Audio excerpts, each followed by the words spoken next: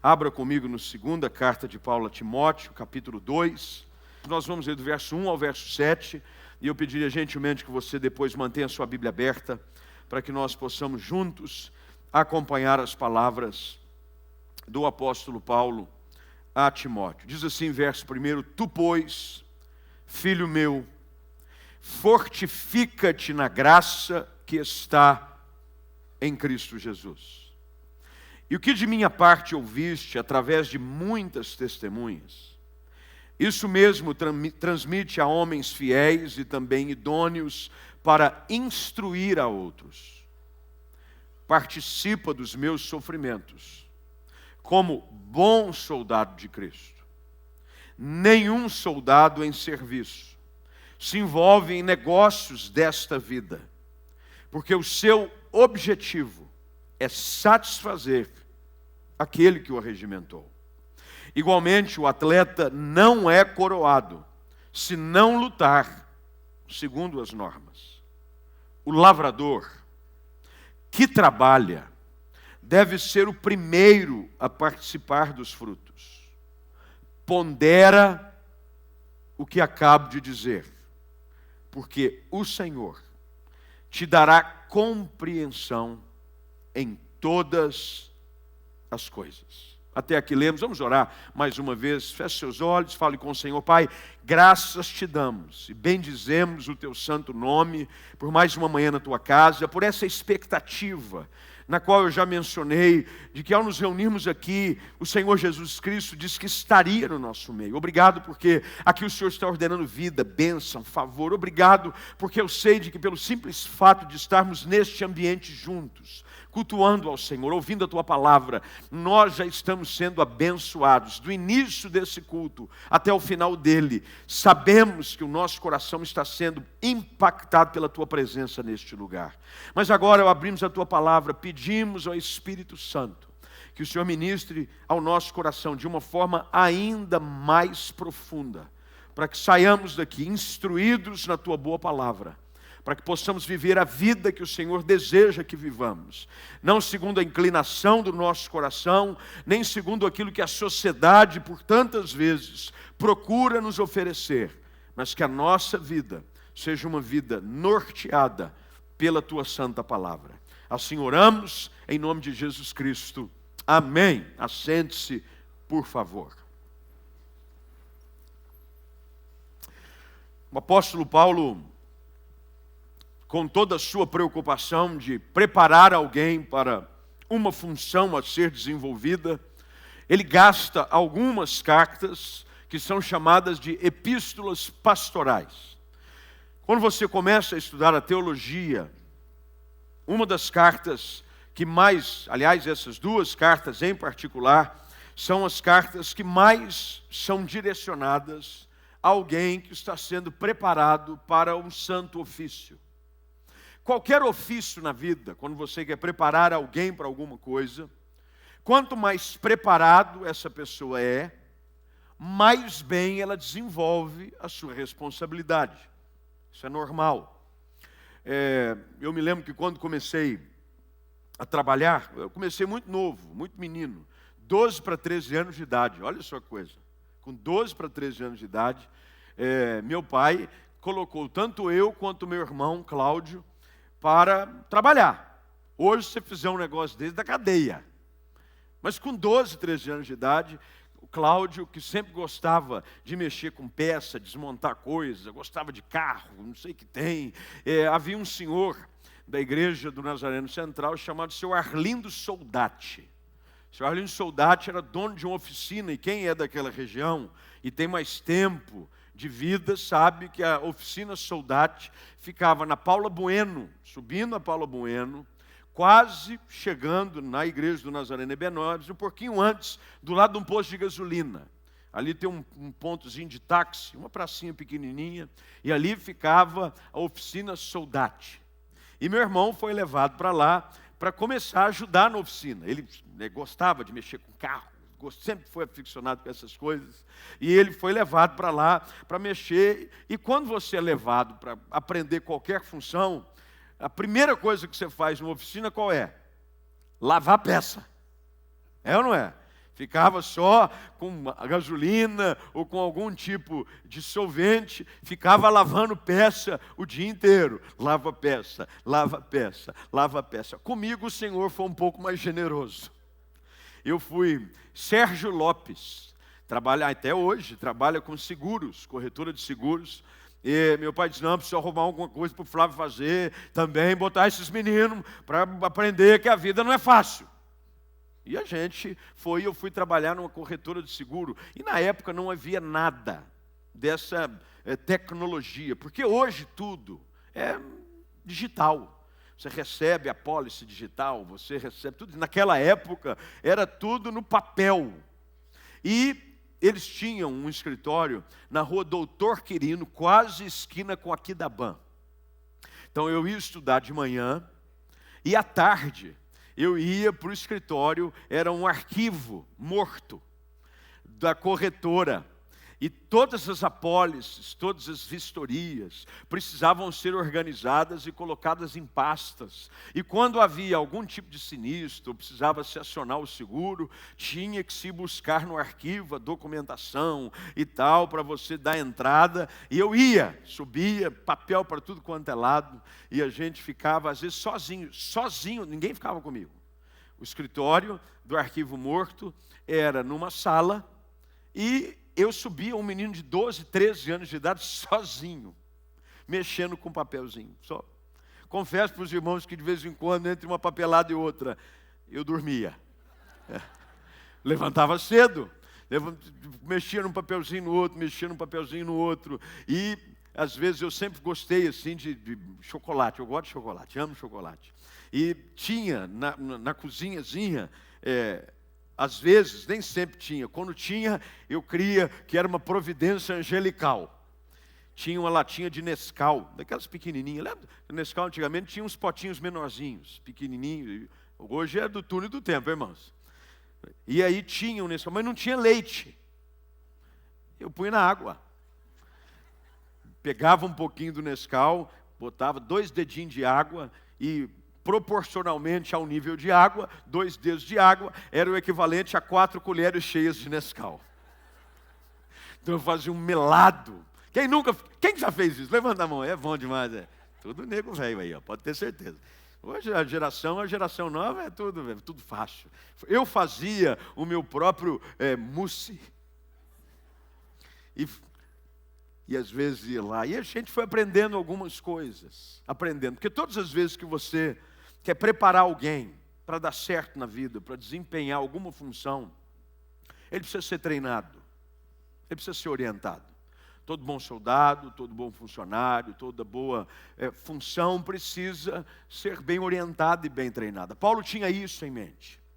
Timóteo, seu filho, ele tratava Timóteo dessa maneira. Tu, pois, filho meu. Você, filho meu. Filho ministério.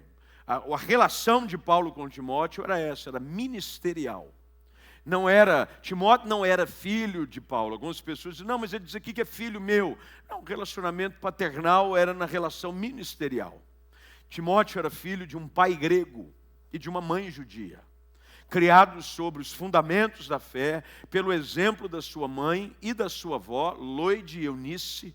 Esses eram os nomes da mãe e vó de Timóteo. Mas Paulo traz Timóteo para perto, porque identifica nele potenciais de alguém que poderia assumir a responsabilidade de levar à frente o ministério de cuidado para com a igreja, o qual Paulo já previa que estava chegando ao fim. Ele tanto sabia isso que nestas cartas ele já faz o encerramento como despedida. Já é chegada a hora da minha partida. Eu já estou sendo oferecido por libação. Eu combati o bom combate. Eu completei a carreira. Eu guardei a fé. Paulo está dizendo, a minha parte eu fiz. Está na hora agora de você aprender a fazer a sua e desenvolvê-la com maestria. E agora, no início desse capítulo 2, verso 1 em diante, Paulo usa como alegoria 3 ocupações. Ao lermos, identificamos facilmente essas 3 ocupações que Paulo usa para servir de modelo para alguém que deveria cumprir com uma responsabilidade. Ele usa a ocupação de um soldado, ele usa a ocupação de um atleta, e ele usa a ocupação de um lavrador. 3 ocupações muito conhecidas e vistas pela sociedade da época. Por conta do domínio do Império Romano, soldados eram vistos em todos os lugares, a toda hora. Para que mantivesse-se a harmonia do império, para que se mantivesse a paz entre as cidades dominadas, soldados eram observados em todas as esquinas e ruas de uma cidade. A outra função que ele desenvolve é a de um atleta. Lembre-se de que Paulo e Timóteo gastam boa parte do seu tempo ministrando às igrejas, aos povos gentios daquela região, principalmente da região da Grécia Antiga, aonde eles tinham como hábito esportes. Os atletas, os jogos faziam parte do dia a dia. Assim como talvez hoje liga-se a televisão para se assistir o futebol ou os esportes mais assistidos pelo nosso país, naquela época os atletas faziam parte de algo que era comum à vida do povo. A terceira ocupação que ele fala é a de um lavrador. Comia-se baseado naquilo que um agricultor produzia. O plantio era algo comum, quase que todos tinham, na sua própria casa ou em algum campo próximo, algum tipo de cultura da qual as pessoas tiravam o seu alimento para que pudessem comer. Paulo então usa essas 3 ocupações: soldado, atleta, lavrador. E com essas 3 ocupações, ele usa exemplos de cada uma delas, para que Timóteo pudesse cumprir e desenvolver o seu chamado.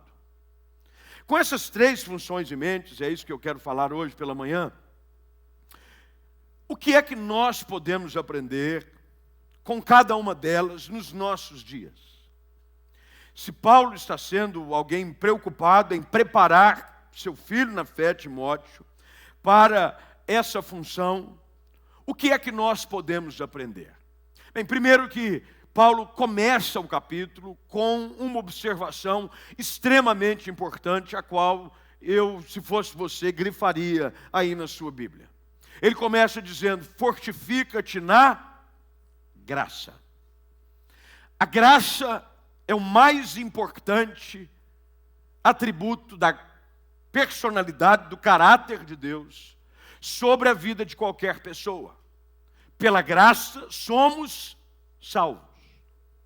Pela graça nós vivemos a vida não pelos nossos méritos e atributos, mas vivemos pela graça em toda e qualquer situação, a ponto de que agora a graça salvadora, ela não é apenas redentora, mas ela também serve como um potencializador para o cumprimento daquilo que Deus espera de nós.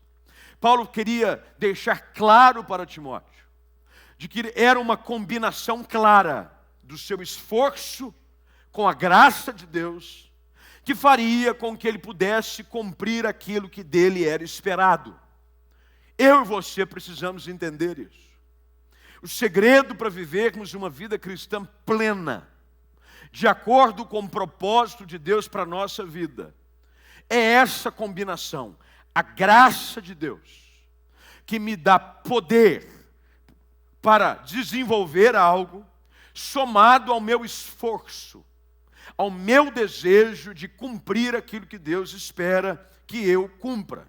E ele começa dizendo: filho meu, fortifica-te na graça. A graça de Deus serve como um dínamo, como um alimento, como um combustível para mim. E agora, então, ele chama a responsabilidade de Timóteo para que essas 3 funções sejam desenvolvidas. A primeira dela, e se você tiver um pedaço de papel uma caneta na mão ou anotar no seu tablet, no seu smartphone, fique à vontade, não há problema nenhum. Ele fala sobre a figura do soldado. Por que soldado? Porque a vida cristã envolve batalhas. Tolos somos aqueles que acreditam de que a vida cristã, a carreira ministerial, aquilo que vivemos na nossa vida, é simplesmente um passeio de veraneio. Não é. Encontraremos inúmeras vezes as Escrituras Sagradas nos alertando sobre a questão de estarmos sempre numa batalha. As armas da nossa milícia, Paulo escreve aos Coríntios, não são carnais. Ele fala, há um exército, milícia, uma palavra toda ela voltada à questão militar. As armas da nossa milícia não são carnais. Ele diz o nosso combate, a ponto de, como eu citei, ele terminar a carta dizendo, eu combati o bom combate. A figura que Paulo usa quanto à questão do soldado, que cada um de nós aqui tem que ter, porque essas três ocupações é que precisam estar de alguma forma evidentes na vida de um crente e de alguém que é chamado para servir a Deus. A primeira delas é de um soldado. A vida é uma guerra. Não é uma guerra uns para com os outros. A nossa batalha é contra as hostes malignas. Tolos são aqueles que pensam que você vive uma vida na qual não há uma batalha espiritual. Ela existe. Enquanto estamos aqui, enquanto você vive a sua vida durante a semana, há uma batalha espiritual acontecendo. O diabo, o vosso adversário, a Bíblia diz, está ao derredor, como um leão, procurando a quem possa devorar. Há uma batalha. É por isso que Paulo diz a Timóteo, você é um soldado de Jesus. Um soldado que deve estar sempre preparado para a guerra. Estivemos agora, recente, em Israel. Chegamos ontem. A viagem foi muito boa. Na próxima você não pode deixar de ir. Porque depois você fica olhando as minhas postagens e fica dizendo, nem queria, que inveja. Muito bom. Quando você vai a Israel, ouvimos do guia que lá estava, nos dando toda uma aula sobre os lugares que passamos.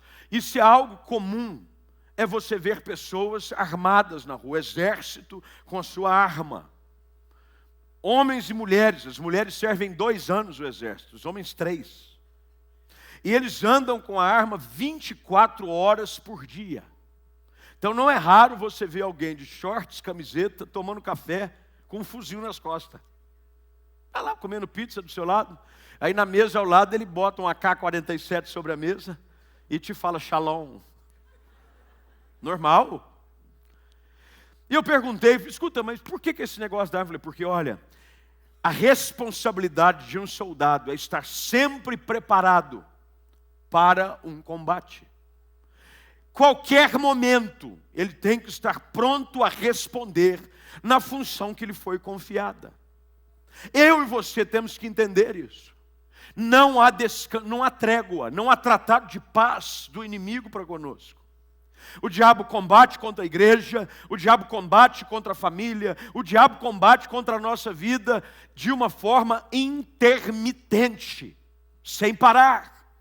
Por isso que Paulo escreve a Timóteo dizendo, olha, o soldado participa dos meus sofrimentos como bom soldado de Cristo Jesus. O soldado, ele suporta as dificuldades.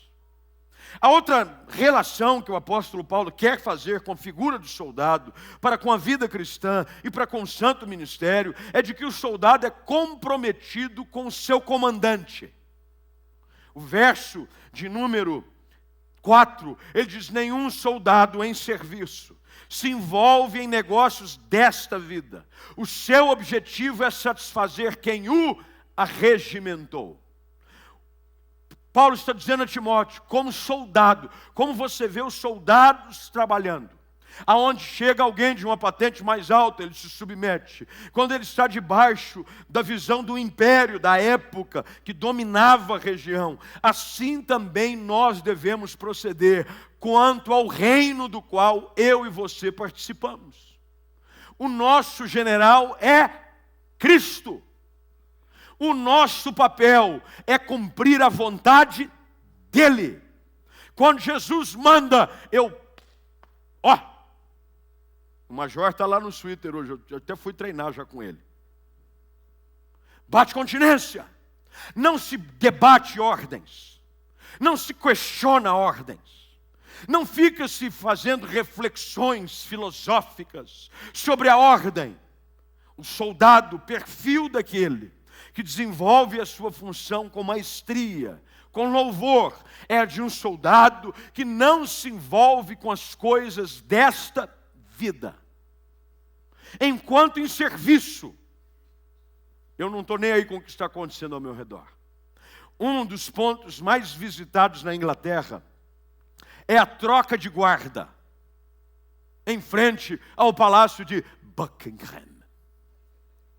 Vem aquele pessoal com chapéu, não é? Dessa altura. E aí tem um momento da troca da guarda, eles fazem todo, e eles ficam parados, olhando para o infinito. E tem sempre um turista engraçadinho. Tem ou não tem? Ah, tem. Se for brasileiro, então, fica passando na frente dele, cutuca, faz gracinha, faz selfie, para ver se há alguma reação por parte do soldado que tire ele da compostura que lhe é exigida. Mas qual é a reação do soldado? Ele ignora as questões que não estão ligadas à sua função. Porque qual é a sua responsabilidade? Cumprir com o dever que lhe foi passado para aquela posição que ele desenvolve. Foi-lhe dito, você não sorri, você não interage com ninguém, você olha para o infinito, até você cumprir o seu turno. E lá está ele. Eu fico imaginando, um bobo pulando aqui do lado. E ele olhando para frente. E ele deve estar dizendo, eu achava que eu era bobo. Bobo é ele. Porque ele não fala, mas ele pensa. Cumprindo com a sua responsabilidade, cumprindo com o seu papel, ele está ali para satisfazer a vontade daquele que o arregimentou. Ele confia no seu comandante. Soldado pensa no todo. Teve um filme que tomou conta das bilheterias do mundo todo, foi aclamado, eu não consegui assistir por falta de tempo ainda, faz muito tempo que eu não assisto um filme, assim, sentar um filme. No cinema, então, faz tempo que eu não vou. Estou combinando com as minhas filhas de assistir Capitã Marvel. Eu vou, mas é para comer a pipoca. E elas ficam lá. Mas teve um filme aclamado que era Até o Último Homem. Quem assistiu? Vou fazer igual o Silvio Santos. Eu não vi, mas muito bom filme. Um filme maravilhoso. Mas é a história de um homem que tinha um compromisso da sua fé de não usar nenhum tipo, eu li só a crítica do filme, de não usar nenhuma arma de fogo. Mas ele então, como é que eu posso servir o meu país? Ele tinha um compromisso de qualquer situação de guerra, por mais complexa que fosse, se houvesse alguém ferido, se houvesse algum soldado que ficasse para trás, ele não o deixaria para trás, porque o compromisso dele era trazer todos em segurança, porque afinal de contas, ele era um batalhão, ele fazia parte de um corpo. Quando Paulo escreve a Timóteo dizendo, bom soldado, nenhum soldado luta as suas guerras pessoais. Você não vê um camarada na rua, criei uma farda. O que você é? Sou soldado de mim mesmo. Por quem você luta? Por mim. Não. Soldado, ele leva nos ombros o quê? A cor de uma bandeira. Ele leva a marca de um país. Um soldado, ele luta em favor do todo. Ele nunca luta em favor do seu interesse pessoal. A fé cristã deve ser vivida dessa maneira. Nós devemos lutar para o bem comum do corpo. Eu não luto interessado no que eu vou ganhar, no que eu vou perder, naquilo que me interessa ou aquilo que não me interessa. Paulo diz: o soldado não se envolve com as coisas dessa vida. O seu prazer, o seu objetivo, há um objeto a ser alcançado. O objetivo do soldado é satisfazer a vontade daquele que o arregimentou. Segundo ponto, porque senão o tempo não vai dar e já são 11h30. Segunda ocupação que ele usa como alegoria para representar como deve ser vivida a vida cristã é de um atleta. Atleta é comigo mesmo. Então aqui eu posso falar com propriedade do assunto, só que não. É impossível não traçar um paralelo entre a figura usada aqui agora, a partir do verso número 5 pelo apóstolo, com aquilo que ele já escreve na sua primeira carta aos Coríntios, no capítulo 9, verso 25. Lembre-se, ele usa essas funções, porque é muito mais fácil você ensinar, quando você visualmente consegue vincular a fonte daquilo que você está, o conteúdo que você está ensinando, com algo que facilmente você assimila. Os atletas faziam parte da vida comum daquela cultura e daquela época. E lembre-se do que Paulo escreve aos Coríntios, ele diz: todo atleta em tudo se domina. Uma das características mais fascinantes sobre a função de um atleta é o esforço que ele desprende para estar sempre preparado para a hora da competição. Ele treina o tempo todo. Treina-se, treina-se, treina-se, às vezes para uma competição, para uma medalha. Mas ele está sempre bem preparado. Um atleta, quando olhamos para a figura que o apóstolo Paulo diz, olha, o atleta, ele não é coroado, ele tem um alvo. Ninguém participa. Eu me lembro, quando a gente jogava bola, quando criança, e me dava uma raiva quando alguém do meu time, e quando a gente perdia, dizia assim: o importante não é ganhar, é competir. Eu falei: então por que eu corri? Então por que eu quase me matei? Porque quem é que ganha, joga só para competir? Irmão, não existe, para. Não, eu não tenho nenhum interesse em ganhar nada enquanto eu estou jogando bola. É apenas um mero passatempo. Mentira. Você joga, qualquer coisa você quer ganhar. Se você está disputando com uma criança, alguma coisa, você está jogando videogame com o seu filho, algo toma conta de você. Você é quase que possuído por um desejo incontrolável de dizer: esse menino não vai ganhar de mim nunca. E você começa a querer jogar sério. Você diz: o quê? E quando você toma um gol, você faz uma risada sem graça. Mas você quer o quê? Ganhar. O atleta, para ganhar, ele precisa estar bem preparado. Na vida, para a gente ganhar, você precisa estar bem preparado.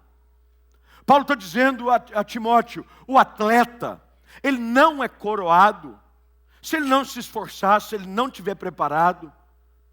Ninguém compete nada na vida e ganha se não tiver sido preparado para aquilo. Eu e você precisamos estar bem preparados para a corrida da fé. Paulo usa essa expressão, e o autor aos Hebreus, no capítulo 12, diz que há uma carreira que nos está proposta, que deve ser corrida com perseverança. Correr a corrida. Não é aquela corrida de que quando eu preciso correr, eu perco o fôlego nos primeiros 2 metros. Porque tem gente que é assim, deu 2 metros de corrida, está ofegante. Para. Preparado para correr. Eu não estou falando, obviamente, de um preparo físico. O que Paulo faz menção aqui é sobre a condição do seu espírito. De estar preparado, de estudar, estar sempre pronto para responder à necessidade que a situação pede. Sempre preparado para responder segundo a palavra. Sempre preparado para dar uma boa palavra de ânimo e encorajamento. O atleta, ele se prepara, mas ele também não joga. E olha o que o texto diz, verso de número 5 ainda. Ele não é coroado se não lutar segundo as... Tem regra. eu não corro do jeito que eu quero. Eu me esforço para vencer um jogo, para cumprir com o meu papel, mas não de qualquer jeito. Você sabe qual que é o problema hoje? As pessoas querem viver a vida cristã sobre as suas próprias regras. É igual criança, quando você está disputando com ela qualquer jogo, ela muda a regra do jogo, se ela percebe que ela está perdendo. Quem que nunca brincou com uma criança e você acertou com ela as regras do jogo? Vamos brincar aqui como se aqui fosse um jogo de carta, alguma coisa. Aí você diz, não, quem ficar com o máximo de cartas na mão, perde. Aí a pessoa que não sabe jogar segundo as regras, ficou com 3. Mudou a regra do jogo. Quem ficar com mais cartas, ganha. Já participou de competições assim ou não? Ah, mas você não sabe brincar. A gente ri, mas nós fazemos a mesma coisa. Nós queremos viver a vida cristã segundo as nossas próprias regras. Ah, mas isso para mim não tem nada demais. Eu já ouvi gente dizendo assim, escuta, mas o que Deus espera de você quanto a essa situação, o que Deus espera de você quanto a esse problema é algo. Ah, mas eu não vejo nada demais. Agora, o que você precisa entender? Não é o que você vê, é quem estabeleceu a regra que deve ser observado. Paulo diz, não adianta você querer ser coroado jogando a vida do seu jeito. Eu devo viver a vida segundo a orientação das regras que me foram passadas. Você sabe qual que é o livro de regras da vida? A Bíblia Sagrada. Se você não aprender a viver a vida segundo as regras da palavra, você vai até competir, mas vai chegar num ponto em que você acha que vai ser coroado, mas vão observar que você burlou as regras para ganhar. Durante muito tempo, os recordes mundiais do ciclismo eram batidos por um homem chamado Lance Armstrong. Foi uma época em que ele chegou a ter um tipo de câncer, e ele lançou até uma pulseirinha, lembra? Uma pulseirinha amarela. Todo mundo botava uma pulseirinha amarela, tudo trouxa. Não sabia o que estava acontecendo, achava que ele era o símbolo da perfeição de um atleta imbatível. Porque ele ganhava tudo, porque ele se destacava. E aí, eu não me lembro o que estava, se alguém se lembrar o que estava escrito na pulseirinha, pode falar, porque agora eu que fiquei curioso. Mas eu lembro de uma pulseirinha dessas, amarela, que você botava no braço. Isso eu estou falando do início dos anos 2000, mais ou menos.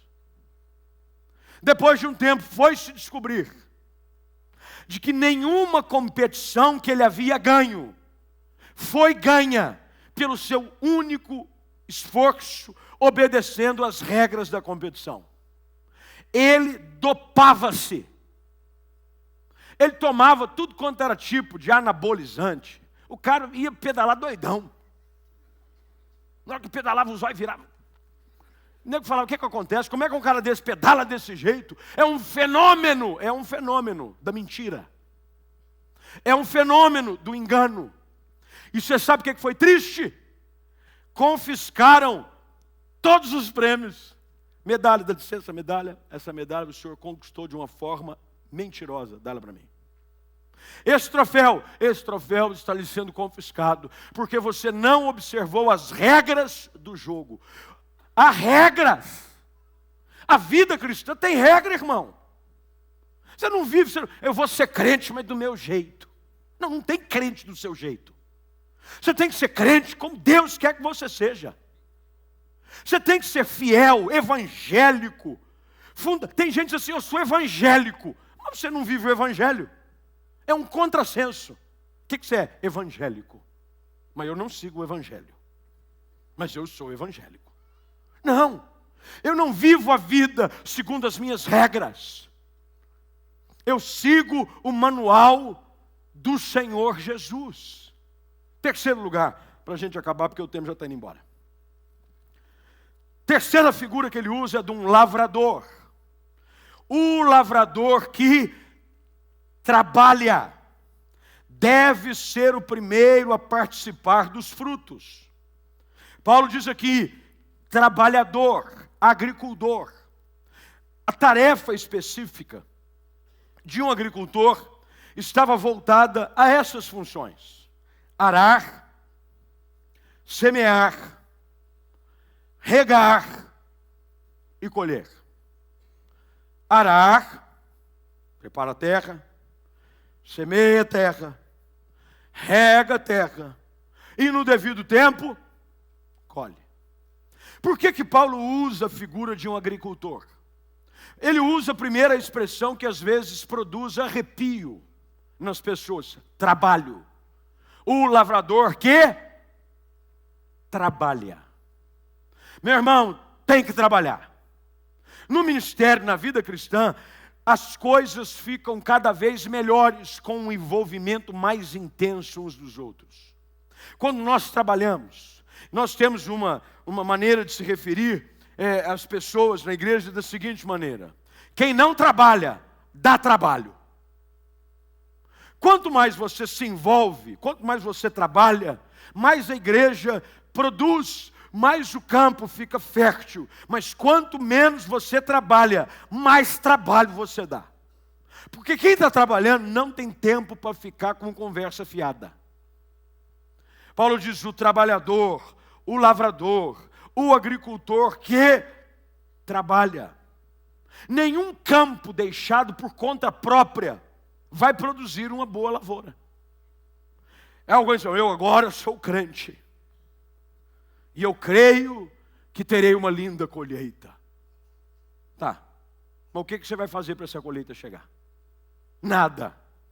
Esperarei no Senhor. Vai. Não adianta nada você comprar um lindo campo, cercá-lo, colocá-lo do lado de fora uma plaquinha escrito plantação de morangos. Aí você põe do lado de fora, plantação de morangos. O campo está lindo. Mas o que você faz para dar morango? Nada. É um ato profético. Creio pela fé que eu serei um grande plantador de morangos. E no devido tempo, colherei toneladas de morangos para a glória de Deus. Se você não trabalhar a terra, se você não pegar sementes dos morangos e jogá-las no devido tempo, regá-las, tratá-las, adubá-las, protegê-las, tirar as ervas daninhas, a única coisa que você vai ter do lado de fora é uma placa escrito plantação de morango, mas não vai ter nenhum morango. Assim é a nossa vida cristã. Tem gente que vem para a igreja, põe na testa, crente em Jesus. O que ele é? Crente em Jesus. Só que ele não faz nada para que os frutos da vida cristã sejam produzidos na sua vida. Você se torna um campo abandonado. E você sabe o que um campo abandonado produz? Sabe ou não? Praga, erva daninha, tiririca, mato. Aí você olha para a vida do crente, está escrito lá de fora, campo fértil. Aí você olha para a vida dela, só praga, só mato, nada que é bom, nada que é saboroso. Por quê? Porque o lavrador que trabalha é o primeiro. Olha que coisa interessante que Paulo está dizendo. Se você cultivar bem, você vai poder, verso de número 6, participar dos frutos. Quanto mais você cultiva a sua vida espiritual, mais frutos você vai poder colher dela.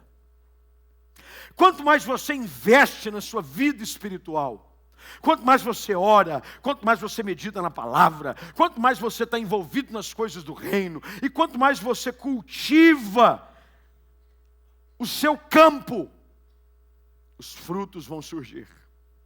E você vai ser o primeiro. Olha o que o texto diz. O lavrador que trabalha deve ser o primeiro a participar dos frutos. há recompensa para uma boa colheita. Há recompensa para um campo bem cuidado. E Paulo termina dizendo: pondera nessas coisas. Pondera.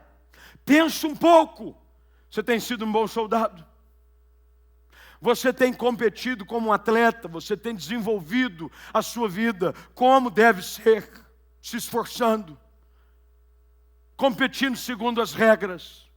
Você tem sido um bom agricultor? Alguém que zela pelo campo, alguém que cuida pelo campo? Eu sou péssimo com esse negócio de campo. Eu já tentei plantar tudo lá em casa. Já plantei, boto um negocinho. Às vezes um irmão vem, me dá uma muda. Eu planto e falo: Deus te ajude aí agora. Que o Senhor te abençoe e te guarde. Que o Senhor te faça prosperar em toda boa obra. E te guarde desde agora e para todo sempre. Amém. Mas não adianta. Eu tenho que ir lá, e eu às vezes não tenho tempo e não tenho paciência de ir lá, porque tem que cortar. Eu fico impressionado. Tem gente que tem kit de jardinagem. Tem uma pazinha pequenininha, uma tesourinha, um rastelinho. Aí ele bota, ele faz até um cinto. E ele vai para o quintal e pega o cinto e começa a chapar. Tudo que eu plantei, a única coisa que plantou lá em casa e deu foi um pé de boldo, porque aquilo é uma praga. Aquilo também você joga um toquinho assim no chão, vira uma floresta. Esses dias o vizinho reclamou, falei: viu, o pé de boldo está invadindo minha casa. Eu falei: deve ser por problema de fígado. Aproveita, pega, já faz um. Se a gente não gastar tempo com a nossa vida espiritual, ela não vai florescer na medida que ela pode florescer. Você tem que gastar tempo. Leia mais a Bíblia. Tem gente dizendo: pastor, às vezes eu não sei como reagir diante de situações. Você tem lido a palavra? Pastor, eu às vezes tomo decisões precipitadas. Você tem buscado a Deus em oração? Você tem cultivado o seu campo? Porque se você for um agricultor que trabalha, você vai ser o primeiro a colher dos seus frutos. Paulo diz: pondera nessas coisas, Timóteo. Ele diz: o Senhor te dará compreensão em todas as coisas. Talvez hoje seja um tempo onde ainda mais nós precisamos refletir sobre essas alegorias. Qual é o meu compromisso como um soldado de Jesus Cristo? Crescido dentro da igreja, cantávamos inúmeras vezes: mesmo que eu não marche na infantaria, nem na cavalaria, nem na artilharia eu vá, nem aviador, soldado de Cristo eu sou. E você ia marchando. Soldado de Jesus. Você tem seguido a vontade de quem para a sua vida? Do seu general ou dos teus próprios desejos? Primeiro lugar. Segundo lugar, como é que você tem vivido a sua vida? Quais são as regras que você tem observado? As suas ou as da palavra? Terceiro lugar, que tipo de colheita você tem produzido na sua vida? Que tipo de semente você tem lançado?